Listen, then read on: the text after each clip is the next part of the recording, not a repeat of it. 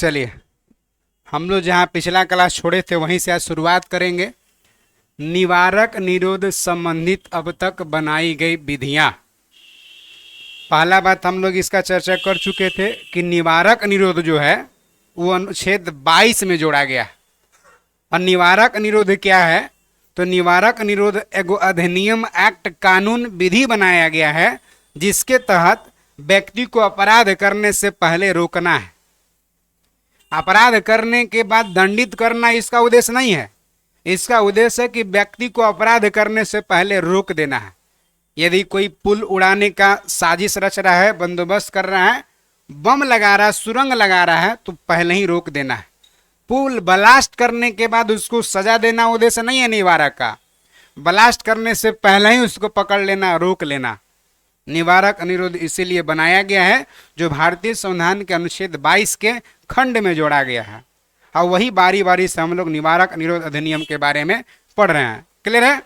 जिससे अपराध कम घटित हो। अपराध करने से पहले अपराधी को रोकना है, अपराध होने के बाद अपराधी को सजा देना निवारक निरोध का उद्देश्य नहीं है। पहला पॉइंट देखिए, निवारक निरोध अधिनियम 1950। वन लाइनर क्वेश्चन पूछेगा, पहली बार निवारक निरोध अधिनियम कब बना था? 1950। कारण कि नया नया व्यवस्था हुआ 1950 में। चलिए, और 1951 में इसको समाप्त कर दिया गया। जो पहला निवारक निरोध अधिनियम बना उसको 1951 में क्या कर दिया गया? समाप्त कर दिया।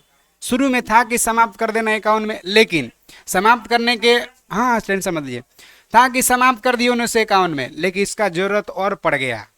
तो हुआ कि ऐसा करिए, बढ़ाते जाइए, समय समय पर बढ़ाते गया और लास्ट में फाइनल अंततः 1971 को क्या हुआ? ज्यादा इसमें समझना नहीं, खाली इसमें समझना है कि निवारक निरोध अधिनियम बना कब था? 1951 में। कितना दिन के लिए बना था? 1 साल के लिए, ताकि 1 साल में हम लोग अपराध पर शिकंजा कसेंगे, अपराध घटित रोक लेंगे। लेकिन इसका जरूरत और पड़ गया, अंततः फाइनल ओवरऑल समाप्त हुआ 1971 में। 3 क्वेश्चन मात्र है। पहला निवारक निरोध अधिनियम कब बना? 1950। कितना दिन के लिए बना था? 1 साल के लिए बना था। 51 में समाप्त करना था, लेकिन अंततः समाप्त कब हुआ? 1971 में। क्लियर है? अब समाप्त क्यों कर दिया सर? बड़ा अच्छा तो था कि व्यवस्था लाया था कि अपराध होने से पहले रोक देना है, तो उससे बेहतर कानून मिल गया। एक और दूसरा बनाया, आंतरिक सुरक्षा व्यवस्था अधिनियम 1971, मीसा एक्ट। माना जाता है कि उसी समय लालू प्रसाद यादव जी का एक पुत्री जन्म ली थी। इसी एक्ट से प्रभावित होकर लालू प्रसाद यादव पुत्री का नाम मीसा भारती रख दिए। मानते हैं लोग, कहते हैं कि 1971 में जन्म हुआ था उनका भी, और एक्टो आया था 1971 में। तो आंतरिक सुरक्षा बनाए रखने के लिए, ताकि आंतरिक सुरक्षा में कोई गड़बड़ी ना हो, उसके लिए कोई एक्ट लाया गया। कब? 1971। क्वेश्चन पूछेगा, निवारक निरोध के अंतर्गत मीसा अधिनियम कब लाया गया? 1971। पॉइंट क्लियर है? बढ़ सकते हैं। बाद में इसको समाप्त कब किया गया जरूरी नहीं है, जो ये महत्वपूर्ण था वो हो गया। ये समाप्त तो 1979 में किया गया, लेकिन मीसा एक्ट समाप्त कब हुआ ये नहीं पूछेगा आपसे। तो मीसा एक्ट कब लाया गया? 1971। क्यों लाया गया था? तो आंतरिक व्यवस्था सुरक्षा को बढ़ावा देने के लिए, ताकि कोई सुरक्षा में अचूक न हो, कोई सुरक्षा में सेंध न लगाए, कोई सुरक्षा में गड़बड़ी न हो, उसके लिए मीसा एक्ट लाया गया 1971, जिससे आपराधिक अंजाम कम होने लगा। क्लियर है? 2 पॉइंट। आगे आ जाइए। एक और समस्या बहुत बड़ा अंजाम पर इस पर हो रहा था, गड़बड़ी हो रहा था, उसमें भी सुधार करने के लिए विदेशी मुद्रा संरक्षण और तस्करी निरोध अधिनियम 1974। ये समझना है क्या? जैसे आप देखिएगा, नेपाल के बॉर्डर पर जाइएगा तो बॉर्डर पर पैसा के गाड़ी लेने रहता है, हाला करते रहेगा, IC NC, नेपाली करेंसी तो इंडियन करेंसी, हाला करते रहता है। एक्चुअल में वो लीगल नहीं है। आपको अगर इंडियन करेंसी चाहिए नेपाल में, तो बाकायदे वहाँ ऑफिस है उसका, वहाँ जाइए, आप इंडियन करेंसी लीजिए। अगर इंडिया में नेपाली करेंसी चाहिए, अगर नेपाल वालों को इंडियन करेंसी चाहिए नेपाल में, वो नेपाली करेंसी जमा करना है, कहना कि नेपाल से कोई आया भारत में, तो उसको तो यहाँ वाला न चलेगा, तो एक्सचेंज करने के लिए यहाँ ऑफिस में जाइए। लेकिन गाड़ी ले ले रहता है, इसे बेचते रहता है। तो उस विदेशी मुद्रा का तस्करी हो रहा था। तो विदेशी मुद्रा तस्करी रोकने के लिए अधिनियम का बनाया गया? 1974। पॉइंट क्लियर है? कोई दिक्कत है? तो बस खाली कब बना है विदेशी मुद्रा तस्करी अधिनियम? तो 1974। आगे देखिए, राष्ट्रीय सुरक्षा कानून बना 1980। राष्ट्रीय सुरक्षा कानून कब बना है? 1980। राष्ट्रीय सुरक्षा कानून 1980 में बना है। ये जम्मू कश्मीर में भी लागू है। अब वर्तमान में जम्मू कश्मीर में भी लागू है ना। तो खाली समझना है कि राष्ट्रीय सुरक्षा कानून कब बना है? 1980। जैसे राष्ट्र की जैसे होता क्या ना, कोई नेता लीडर है कहीं भाषण दे रहा है जिससे राष्ट्र की एकता, अखंडता, गरिमा पर नुकसान पहुंचेगा। जैसे जेएनयू में लोग नारा लगाया कि नहीं लगाया, लेकिन कह दिया कि भारत तेरे टुकड़े होकर नारा लग गया, तो राष्ट्रीय सुरक्षा हो नहीं। तो वैसे वैसे तत्वों को रोकने के लिए राष्ट्रीय सुरक्षा कानून बना है। कब? 1980, जिससे राष्ट्र की सुरक्षा में आंच न है, राष्ट्र की सुरक्षा में गड़बड़ी न हो। क्लियर है पॉइंट? अब देखिए, उसके बाद देखा ना कि आतंकवादी लोग बहुत ज्यादा बढ़ गया, आतंकवादी घटना का अंजाम फिर भी देने लगा। तब एगो अधिनियम लाया टाडा, आतंकवादी विध्वंसकारी गतिविधियां निरोध कानून, टाडा। खाली आप टाडा याद रखेंगे काम चल जाएगा।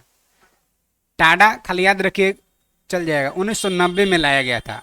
टाडा को कब लाया गया? 1990 में। टाडा क्या है? तो आतंकवादी गतिविधि को रोकने के लिए एगो सख्त कानून लाया गया। कौन? टाडा। निवारक निरोध व्यवस्था के अंतर्गत अब तक जितना भी मीसा बना था, विदेशी मुद्रा तस्करी बना था, सबसे ज्यादा खतरनाक बनने में से सबसे अधिक प्रभावी और सर्वाधिक कठोर कानून था ये। कौन? टाडा। 1990 में ऐबे किया था और 95 में क्या हो गया? समाप्त हो गया। इसका समाप्त ईस्वी भी, कारण कि ज्यादा खतरनाक था। इसमें क्या हो रहा था कि आतंकवादी बढ़ावा मिल रहा था। आतंकवादी लोग जो है ना ज्यादा कहीं घटना का अंजाम दे रहे थे, तो भाई निवारक निरोध का उद्देश्य है कि अंजाम देने के बाद नहीं सजा देना, यानी पहले ही इसको रोकना है। तो खतरनाक कानून लाया, टाडा बना के लाया। 90 में, 95 में समाप्त हुआ। कहीं सर जी बढ़िया तो था, आतंकवादी क्या समाप्त हो गया कि समाप्त कर दिया अधिनियम? ने उससे भी खतरनाक दूसरा ले आया। जैसे पहले वैट टैक्स था, VAT, value added tax. VAT के जगह पर जीएसटी लाया ना, तो क्या सब टैक्स चोरी खत्म हो गया था कि जीएसटी ले आया? उससे बेहतर ले आया जीएसटी। उसी प्रकार से पहले टाडा था, टाडा को 90 में लाया गया, 95 अब तक के बना सबसे खतरनाक कानून था। लेकिन उसके बाद इससे भी बेहतर कानून आया, पोटो। कौन आया? पोटो। जो टाडा को समाप्त करके पोटो लाया गया। पॉइंट क्लियर है? तो इहो क्या है? तो इहो आतंकवादी घटना को रोकने के लिए, एकरा में जो आतंकवाद है ना, जिस पर मान के चलिए संदेह है, उसी को रोकने के लिए। लेकिन उससे भी खतरनाक ही लाया। ये कहा कि वैसा आदमी जो आतंकवादी नहीं है लेकिन आतंकवादी से जुड़े घटना भी छुपा रहा है या आतंकवादी का संरक्षण दे रहा है, तो उसको ऊपर भी अंकुश लगाएंगे, रोक लगाया जाएगा। फोटो लाया गया। क्लियर है? फोटो फुल फॉर्म आज तक कभी नहीं पूछा है। फोटो कब लाया गया? 2001 में। आगे आ जाइए। पोटो टाडा का ही एक रूप है, उसी को आगे कड़ी है, माने कठोर बनाया गया है। इसके अंतर्गत कुल कै गो? 23 गो आतंकवादी, जैसे एमसीसी, जैसे जनमुक्ति हो गया, टीपीसी हो गया, नस्लाइड हो गया, वैसा उन्हें मिला के 23 गो आतंकवादी गुट पर प्रतिबंध लगा दिया। इसमें कहा कि आतंकवादी तो प्रतिबंधित है ही, आतंकवादियों से संबंधित जो सूचना को छिपाएगा उसको भी दंडित कर दिया जाएगा, उसको भी दंडित करने का प्रावधान किया गया। क्लियर? पहले आतंकवादी आता था, गांव में शरण लेता था, खाता पीता था, ऐश करता था। कहा कि जो छुपाएगा सूचना उसको भी दंडित करने का प्रावधान दिया जाएगा। कौन अधिनियम में? पोटो में। यानी टाडा का आगे विस्तार है, खतरनाक कानून है, उससे भी आगे देख लीजिए। कर पुलिस शक के आधार पर किसी को भी गिरफ्तार कर सकती थी। देखो, ये आतंकवादी कोई घटना का अंजाम देता है तो जिस एरिया में पुलिस जाती है सबको पीटती है, सबको पकड़ती है एकदम, चाहे कोई मिले रोड पर सब उठा लो, गाड़ी में ले चलो। अलग बात है शाम रात होते होते सबको छोड़ देती है, लेकिन पकड़ती है ना। तो शक के आधार पर गिरफ्तार कर सकती है, किंतु बिना आरोप के, किंतु बिना प्रमाण सिद्ध हुए, बिना आरोप पत्र के 3 महीने से ज्यादा हिरासत में नहीं रख सकते हैं। 3 महीने से ज्यादा, अगर हाँ प्रमाणित हो गया कि सही में आतंकवादी से जुड़ल है तो सजा होगा, लेकिन बिना प्रमाण के 3 महीने से ज्यादा नहीं रख सकते हैं। कौन अधिनियम में? पोटो में। आगे देख लिए। पोटा के अंतर्गत गिरफ्तार व्यक्ति हाई कोर्ट या सुप्रीम कोर्ट में अपील कर सकता है। हाई कोर्ट में भी अपील कर सकता है और supreme court, direct supremo court में अपील कर सकता है। लेकिन अपील भी गिरफ्तार व्यक्ति को 3 माह के बाद हो सकता है। गिरफ्तार हो गया तो पूछताछ तक के लिए 3 महीना तक रख सकता है। 3 महीने के बाद ही हाई कोर्ट या सुप्रीम कोर्ट अपील हो सकता है। पोटो 2002 को पोटा बन गया।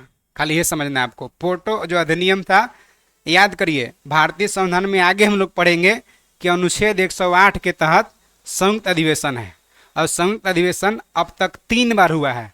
अब हम लोग वहां पढ़ेंगे कि दहेज के लिए बैंक में पीटा पढ़ेंगे हम लोग कि संयुक्त अधिवेशन पहली बार 1961 में दहेज प्रथा से संबंधित लोकसभा राज्यसभा का एक ही बार बैठक बुलाया गया था। फिर पढ़ेंगे 1978 में बैंकिंग से संबंधित लोकसभा राज्यसभा एक ही बार बुलाया गया, दूसरा संयुक्त अधिवेशन हुआ। फिर पढ़ेंगे कि 2002 में पोटा अधिनियम के लिए संयुक्त अधिवेशन लोकसभा राज्यसभा का एक ही बार बैठक बुलाया गया। तो पोटा कब हुआ है? 2002 में। क्लियर है? आगे हम लोग इसका चर्चा करेंगे, लेकिन पोटो अधिनियम पोटा बन गया 2002। 2001 में पोटो था, 2 में क्या बन गया? पोटा। अब आगे चल करके इसको कब समाप्त कर दिया गया? इसमें क्वेश्चन पोटो में बना 2001 में 23 को आतंकवादी गुटों पर प्रतिबंध लगाया। आतंकवादी को पहले से सजा देने के लिए, माने गुनाह को रोकने के लिए कई अधिनियम चला रहा था, लेकिन पोटो अधिनियम ऐसा था जो आतंकवादी से जुड़े घटना को छिपाने वाले व्यक्ति को भी सजा का प्रावधान किया गया था। और पोटो को पोटा बना दिया 2002 में और समाप्त हो गया 2004 में। इतना ही हम लोग क्वेश्चन अभी पढ़े हैं। क्लियर है? ये सब कौन अनुच्छेद के भाग में खंड में जोड़ा गया है? 22 में। कारण कि 22 में जब 3 पॉइंट कहा ना, 22 में कहा कि किसी भी व्यक्ति को गिरफ्तार करने के लिए कारण बताना होगा। आदमी खुलेआम बंदूक लेके घूम रहा है, खुलेआम बड़े बड़े घटना का अंजाम दे रहा है, कि बिना कारण बताए कोई गिरफ्तार करेगा? पकड़ाएंगे तब ना, सबूत मिलेगा तब ना। घूम रहा था तो हुआ कि अरे भाई तो घटना बड़ा अंजाम हो जाएगा, उसको रोकना पड़ेगा। इसीलिए खंड में अधिनियम बनाने लगा 22 में। कारण कि 22 के 2 कहा कि 24 घंटे के अंदर आने जाने के समय छोड़ करके 24 घंटे के अंदर कोई मजिस्ट्रेट के सामने पेश करना होगा। आदमी घूमने लगा कि 24 घंटा जंगले में रहेंगे, जंगल में जाने में तब तक डील हो जाएगा, सेटल हो जाएगा।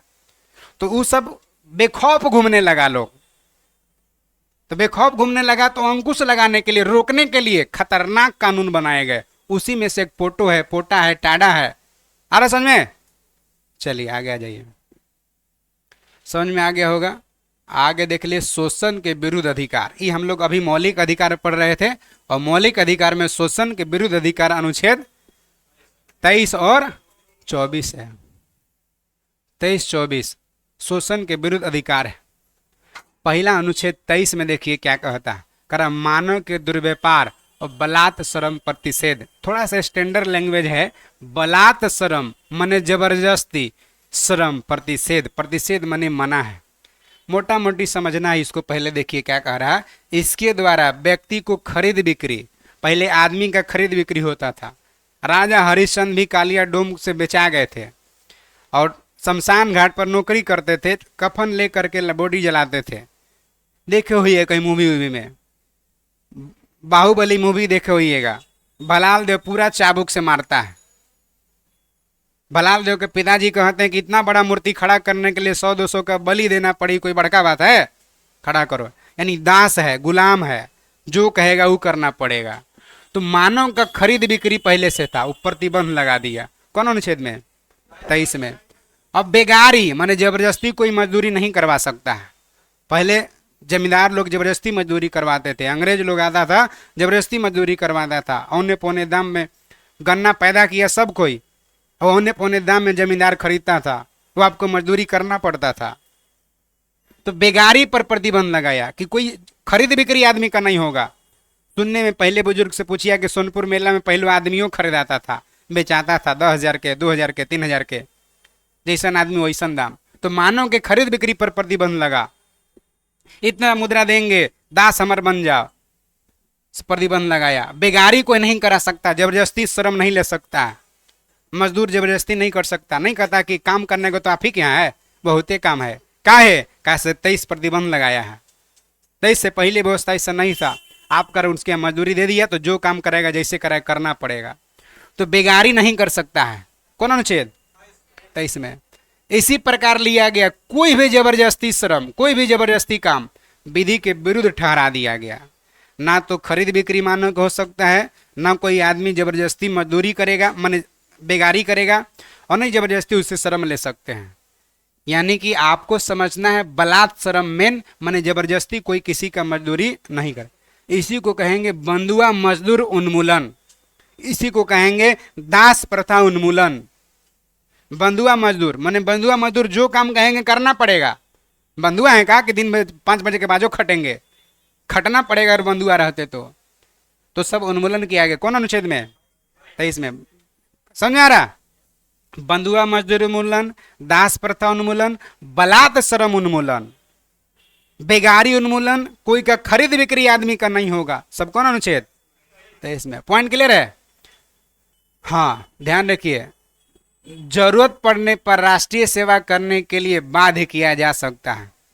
जबरदस्ती आपको कोई मजदूर नहीं रखेगा, लेकिन जरूरत पड़ने पर अगर राष्ट्र की सेवा करना होगा तो जबरदस्ती किया जा सकता है, आपको मजबूर किया जा सकता है, बाध्य किया जा सकता है कि जितने भी 18 से 25 साल तक युवा हैं भारत के, पाकिस्तान से युद्ध करना, सब कोई आ जाइए, सबके लिए युद्ध में जाना होगा। सैनिक सेवा अनिवार्य कर सकता है, कोई कोई देश सैनिक सेवा अनिवार्य कर देता है, जैसे कि आपको सैनिक में सेवा देना ही पड़ेगा। तो जरूरत पड़ने पर राष्ट्रीय सेवा करने के लिए बाध्य किया जा सकता है। इसको आप 23 में नहीं इंक्लूड करेंगे, है ना? इसीलिए अपवाद है, जरूरत पड़ने पर राष्ट्रीय सेवा करने के लिए बाध्य किया जा सकता है। अब बताइए, राष्ट्र सेवा करने के लिए कहेगा तो हम लोग चुपे चुपे रहेंगे कि चलेंगे? हाँ, हम लोग चलने के लिए तैयार रहेंगे। वैसे जरूरत पड़ेगा, जब देश विपत्ति में है तो चलेंगे। आइए आगे। 23 समझ में आ गया? 24 भी एकदम आसानी से समझ जाइएगा। देखिए क्या कह रहा है अनुच्छेद 24 में, कहता है बालकों के नियोजन का प्रतिषेध, माने 14 साल से कम के बच्चा है तो उसको खतरनाक कारखाना में नहीं रखा जाएगा, नियोजन में, भर्ती में नहीं रखा जाएगा। पहले कंपनी में काम करने लोग जाता था, जिंदल में, टाटा में, गेट पास नहीं बनता था कदम कि पहले तो आधार कार्ड था नहीं। अब तो आधार कार्ड देखा उम्र हो गया तो ठीक है, ना तो देखता मोछ है कि नहीं है, मोछ हुआ है जी तो ना हुआ है तो जाओ जाओ, गेट पास नहीं बने, घूम के आ जाओ घरे।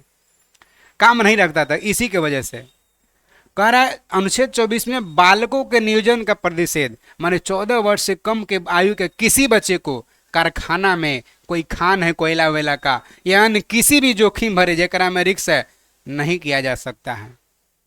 यानी कह सकते हैं कि बाल श्रम उन्मूलन। पिछला में था बलात् जबरदस्ती, एकरा में बाल माने बच्चा, नहीं बाल बच्चा, बाल श्रम उन्मूलन है ना, एकरा में बाल श्रम उन्मूलन है। बाल श्रम उन्मूलन या बाल श्रम प्रतिषेध कौन अनुच्छेद में? बच्चा को, ध्यान रहे, अगर कारखाना माता पिता का है तो बच्चा उसमें काम कर सकता है, वो इसके अंतर्गत नहीं आएगा। उसमें था कि जरूरत पड़ने पर राष्ट्रीय सेवा करने के लिए बाध्य किया जा सकता है, इसमें कि अगर माता पिता का कारखाना है तो बच्चा काम कर सकता है। तो कोई भी 14 साल से कम के बच्चा को खतरनाक कारखाना में नहीं रखा जाएगा, यानी बाल श्रम उन्मूलन, बच्चा से बेगारी नहीं कराया जाएगा, काम नहीं कराया जाएगा, अनुच्छेद 24 में। क्लियर हो गया? एकदम स्पष्ट है। आगे आ जाइए, धार्मिक स्वतंत्रता का अधिकार कहां से कहां है? 25 से 28, 25 से 28 तक धार्मिक स्वतंत्रता का अधिकार है। 25 से 28 है ना, 25 से 28 तक धार्मिक स्वतंत्रता। ये क्या है सर? अनुच्छेद 25 देखिए बारी बारी से। अंतःकरण माने कोई भी धर्म अपनाने और धर्म के अबाध रूप से मानने, मैंने कोई बिना बाधा के, बिना किसी को क्षति माने बाधा उत्पन्न किए मानने, आचरण और प्रचार करने की स्वतंत्रता है। इसका मतलब क्या सर? कोई भी व्यक्ति किसी भी धर्म को मान सकता, अंतःकरण कर सकता है और उसका प्रचार प्रसार भी कर सकता है। कौन अनुच्छेद? 25 में। इसमें एक और बात याद रखना कि सिख जाति को कृपान धारण करने का स्वतंत्रता अनुच्छेद 25 देता है। देखो ये छोटा सा चाकू ले रहे रहते हैं सिख जाति लोग, कृपान उसको कहते हैं, अनुच्छेद 25 देता है।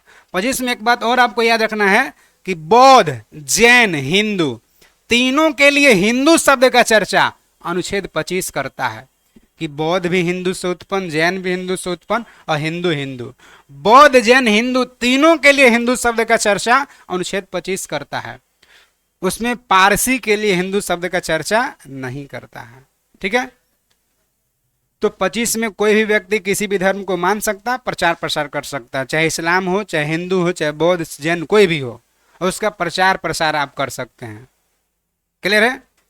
आ गया ये अनुच्छेद 26 क्या कहता? धार्मिक कार्यों की प्रबंधन की स्वतंत्रता, धार्मिक कार्य का रख रखाव, देख रेख करने का स्वतंत्रता है आपको। जैसे व्यक्ति को अपने धर्म के लिए संस्था का स्थापना कर सकता है, जैसे बजरंग दल, हिंदू वाहिनी सेना, अपने धर्म की रक्षा के लिए संस्थाओं का स्थापना कर सकता है, पोषण कर सकता है, पैसा जमा कर सकता है, चंदा जमा करके उसका रख रखाव पोषण कर सकता है, विधि के संबंध संपत्ति अर्जन कर सकता है, प्रॉपर्टी जमा कर सकता है। जैसे महावीर मंदिर कैंसर संस्थान महावीर मंदिर के प्रॉपर्टी से चलता है, महावीर मंदिर के पास बहुत सारा पैसा है।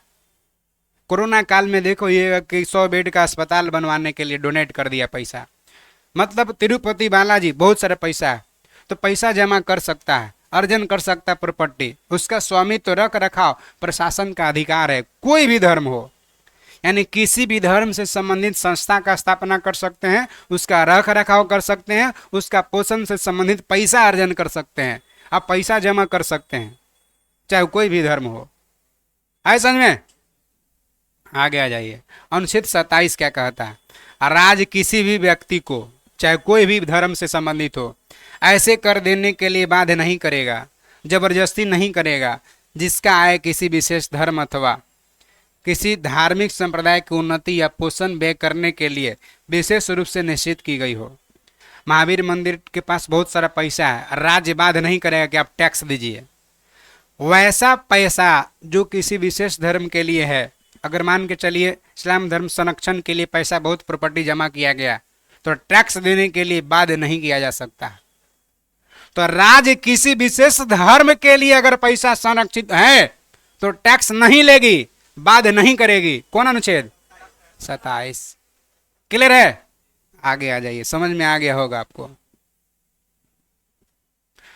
आगे आ जाइए। 28 में क्या कह रहा है से? राज्य विधि से पूर्णतः, माने राज्य विधि से माने राज्य के देख रेख में पूरी तरह से अगर पोषित कोई शिक्षण संस्थान है, कोई धार्मिक शिक्षा नहीं दिया जाएगा। ऐसे शिक्षण संस्थान अपने विद्यार्थियों के किसी धार्मिक अनुष्ठान में भाग लेने या धर्म उपदेश को बलात् सुनने के लिए बाध्य नहीं कर सकते हैं। इसका मतलब क्या है सर? अगर राज्य के खर्च से, जैसे सरकारी स्कूल चल रहा है, प्राइमरी हो चाहे अपर प्राइमरी हो, मिडिल हो, कोई हो, सरकार के खर्च से अगर कोई शिक्षण संस्थान चल रहा है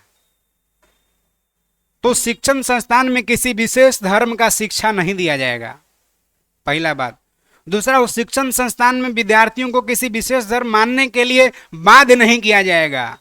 उस शिक्षण संस्थान में किसी विद्यार्थियों को अगर धर्म स्वतंत्र कुछ मना रहा है तो सुनने के लिए बाध्य नहीं किया जाएगा। जैसे अगर सरस्वती पूजा मना रहे हैं आप, अब कोई नास्तिक है बच्चा स्कूल में, या कोई विशेष दूसरा धर्म हिंदू छोड़ करके इस्लाम धर्म से संबंधित है, बौद्ध जैन से संबंधित है, तो उसको पूजा में शामिल होने के लिए बाध्य, माने कोई भी राजकीय खर्च से संचालित शिक्षण संस्थान में किसी विशेष धर्म का शिक्षा नहीं दिया जाएगा, नहीं बच्चे को किसी विशेष धर्म मानने के लिए सुनने के लिए बाध्य भी नहीं किया जाएगा। कौन अनुच्छेद? माइंड में आ रहा हो कि सर जी मदरसा में तो विशेष धर्म के उस संरक्षण है, रिजर्वेशन है। देखिए क्या कहता है, ये पॉइंट क्लियर हुआ? समझ में आ गया ना 28 अनुच्छेद?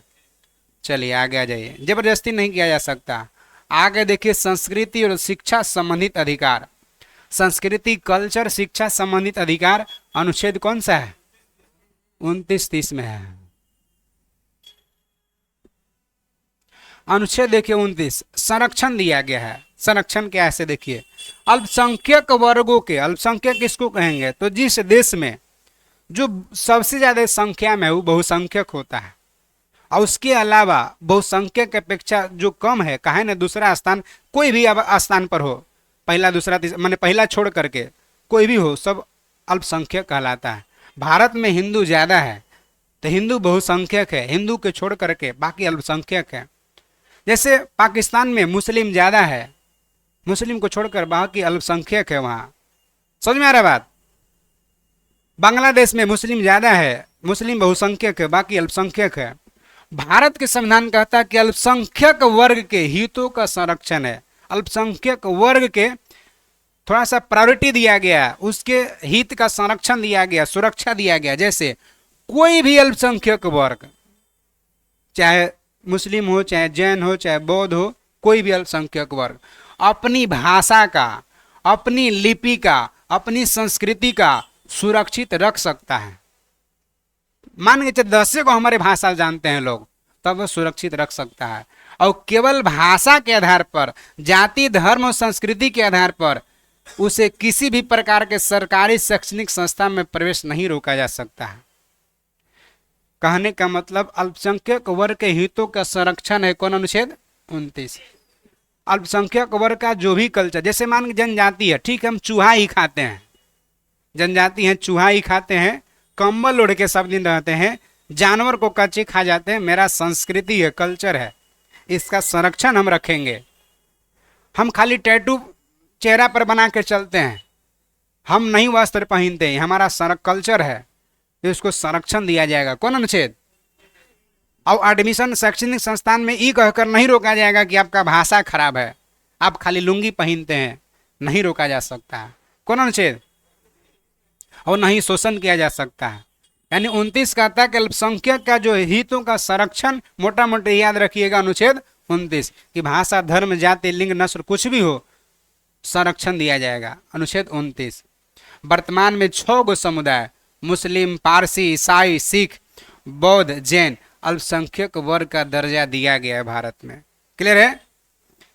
अल्पसंख्यक समुदाय के विकास को सुनिश्चित करने के लिए, मैंने अल्पसंख्यक समुदाय को विकास करने के लिए, ताकि मुख्य धारा में आ सके, इन लोग भी कुछ विकास कर सके, 2005 में केंद्र सरकार प्रधानमंत्री 15 सूत्री कार्यक्रम प्रारंभ किया था। डायरेक्ट कहेगा प्रधानमंत्री 15 सूत्री कार्यक्रम कब प्रारंभ हुआ और किसके विकास के लिए। अल्पसंख्यकों के विकास के लिए। ऑप्शन में रहेगा SC ST, ऑप्शन में रहेगा OBC, ऑप्शन में रहेगा सामान्य लोगों के लिए, ऑप्शन में रहेगा अल्पसंख्यक वर्गों के लिए। किसके लिए। अल्पसंख्यकों के विकास के लिए। पॉइंट क्लियर हुआ। आगे आ जाइए। अगर कोई उनके कल्चर संस्कृति से खिलवाड़ करता है, कोई मजाक बनाता है, तो समझिए केस हो जाएगा। एक समय प्रकाश में आया था कि पुलिसकर्मी के द्वारा पूर्वोत्तर क्षेत्र में जनजाति लोगों से बिस्किट के पैकेट दे के डांस करवा रहे थे। इन लोग इंजॉय कर रहे थे, मनोरंजन कर रहे थे, तो मजाक उनका कल्चर संस्कृति का उड़ा रहे थे, तो उस पर कार्रवाई किया गया। इन अल्पसंख्यक वर्ग कम ही क्यों न हो, जो उनका कल्चर संस्कृति खराब ही आपको क्यों न लगता हो, उसको संरक्षण दिया जाएगा। कौन अनुच्छेद 29। आज 30। शिक्षण संस्थान की स्थापना और प्रशासन करने के अल्पसंख्यक का वर्गों का अधिकार। यह में मदरसा है। कोई भी अल्पसंख्यक वर्ग, कोई भी अल्पसंख्यक वर्ग, 5 और 6 कोई भी हो, अपनी पसंद का शैक्षणिक संस्था चला सकता है। अपने पसंद के अपना अल्पसंख्यक कल्याण के लिए शैक्षणिक संस्था चला सकता है, जैसे मदरसा। और सरकार उसे अनुदान देने के लिए किसी तरह का भेदभाव नहीं करेगी। सरकार सब्सिडी भी देगी, पैसा भी मिलेगा, सरकारी खर्च से चलेगा, क्योंकि अल्पसंख्यक है, उसको संरक्षण दिया गया है। कौन अनुच्छेद में। अल्पसंख्यक वर्ग अपने पसंद के शिक्षण संस्थान खोल सकता है, उसे चला सकता है। अनुच्छेद 30 में। पॉइंट क्लियर हो गया। चलिए आगे। आप एगो 31 नहीं दिया, लेकिन आप समझ जाएंगे 31 क्या है से। अनुच्छेद 31 आप जानते हैं कि अनुच्छेद 19 के F और 31, ये दोनों अनुच्छेद में संपत्ति के अधिकार का जिक्र था, जो अब भारतीय संविधान के भाग 12 अनुच्छेद 300 के अंतर्गत वैधानिक अधिकार, कानूनी अधिकार, संपत्ति के अधिकार को बना दिया। 31वें अनुच्छेद में एक और कंटेंट शामिल था कि वर्तमान में भारत का वैसा नागरिक हो या वैसा कोई भी प्रबंधन व्यवस्थापक हो जिसका काम है भारत का एकता अखंडता बनाए रखना। जैसे भारतीय सेना का काम है भारत की एकता अखंडता को बनाए रखना, उसका मौलिक अधिकार कभी भी निलंबित रहता है। सेना का काम है भारत की एकता अखंडता को बनाए रखना, अक्षुण्ण रखना, उसका मौलिक अधिकार कभी भी निलंबित रहता है।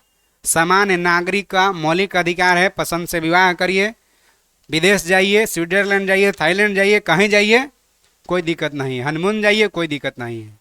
आपका अधिकार है, मौलिक अधिकार है, कोई नहीं मना करेगा 10 दिन छुट्टी पर जाइए कि 50 दिन छुट्टी पर जाइए। लेकिन सेना में है आप, और आपका एकता अखंडता बनाए रखने का जिम्मा है देश का, और आप छुट्टी काटने के लिए 15 दिन का छुट्टी लेकर आए हैं। 10 दिन छुट्टी हुआ है, 11वां दिन आपको लेटर मिल जाएगा, चलो बुलावा आया है, माता ने बुलाया है। कौन माता? वैष्णो माता नहीं, भारत माता। वहां युद्ध हो गया भाई, युद्ध हो गया तो आप कहिए कि हमारा मौलिक अधिकार है कि छुट्टी काटेंगे ना।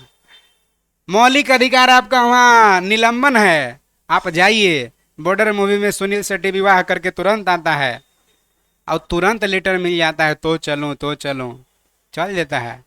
और जाते हुए लम्हो ना गाना बजता है, अब फटाक से चल जाता है। टीका उका ले ली वैसे चल जाता है, टीका ले ले रहता है, वर्दी उर्दी पहनता है, भाग जाता है।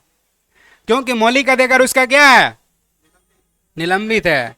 अगर आप सेना में हैं, आग लग गया कहीं, अगर सामान्य नागरिक हैं, आग लग गया बिल्डिंग में, कूद के बिल्डिंग भाग जाइए। आपको बहादुरी समझेगा लोग कि अरे वाह, जान बचा के भाग गया, दो चारों को बचा दिया। आप सेना में हैं, बिल्डिंग में आग लग गया, आपको पब्लिक को बचाते बचाते प्राण गंवा देना है, तब आपको पुरस्कार मिलेगा, वाहवाही मिलेगा। अगर आप भाग गए निकल के छोड़ के सबके, आप पर देशद्रोह का मुकदमा चलेगा, कारण कि आपका मौलिक अधिकार वहां निलंबित है। सब व्यक्ति को जीने का अधिकार है, प्राण दैहिक स्वतंत्रता है, लेकिन उसका प्राण दैहिक स्वतंत्रता क्या है? निलंबित है। अरे समझ में?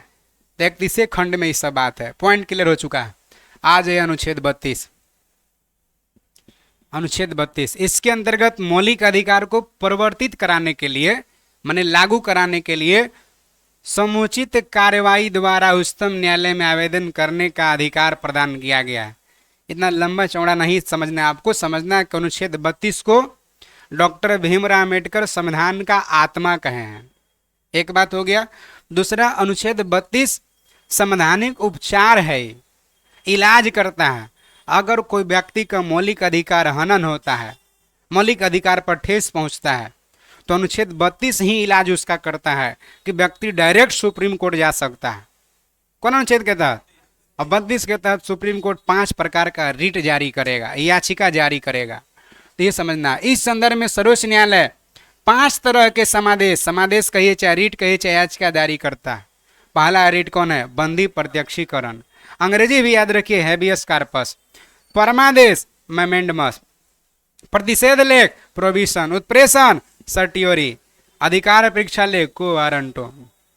ये 5 प्रकार का रीट का हम लोग चर्चा करने जा रहे हैं अभी। लेकिन अभी मोटा मोटी समझिए कि अगर कोई मौलिक अधिकार का हनन करता है तो बाकी सामान्य केसेस में होते क्या है कि आपको सिविल कोर्ट जाइए, उसके फैसला के अगेंस्ट में हाई कोर्ट जाइए, उसके अगेंस्ट में सुप्रीम कोर्ट जाइए। लेकिन मौलिक अधिकार की अगर बात है, आपका हनन करता है, जैसे मान के जबरदस्ती कोई मजदूरी करवा रहा है आपसे, करो न तो मार के हाथ गोड़ तोड़ देंगे, करो न तो मजदूरी मार के हाथ गोड़ तोड़ देंगे। जबरदस्ती शोषण कर रहा है, तो शोषण कर रहा है तो आप डायरेक्ट सुप्रीम कोर्ट जा सकते हैं।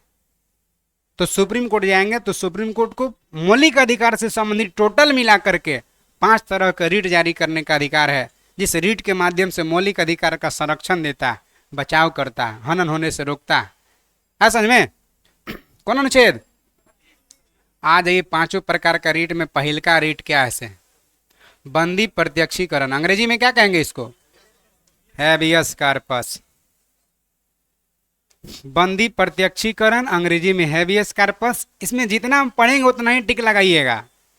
यह उस व्यक्ति के प्रार्थना पर जारी किया जाता है जो उस समय समझता है कि उसे अवैध रूप से बंदी बनाया गया है। इसके द्वारा न्यायालय बंदीकरण करने वाले अधिकारी को आदेश देता है कि बंदी बनाए गए व्यक्ति को निश्चित स्थान और निश्चित समय के अंदर उपस्थित करे, जिससे न्यायालय बंदी बनाए जाने के कारण पर विचार कर सके। ये क्या है सर? जैसे आप घूम रहे थे, मॉर्निंग वॉकिंग कर रहे थे, पार्क में आया पुलिस, पकड़ के लेके चला गया। अब आपको पता नहीं काहे पकड़ ले है, वो पकड़ के लेके चल गया। उस आपको लगा कि हमको क्यों पकड़ा है, हमको अवैध तरीका से बंदी बनाया गया है, हमको कारण भी नहीं बताया गया है। तो हम तो यहाँ कैदी में है, मेरा वकील supreme court direct, high court भी जा सकता है, डायरेक्ट सुप्रीम कोर्ट भी जा सकता है, जा करके और कहे कि हमारा बंदी जबरदस्ती बना लिया गया है, मतलब यह हो गया। ओहो हो। देखिए दोबारा ऑफ करके ऑन करिए तो लोग।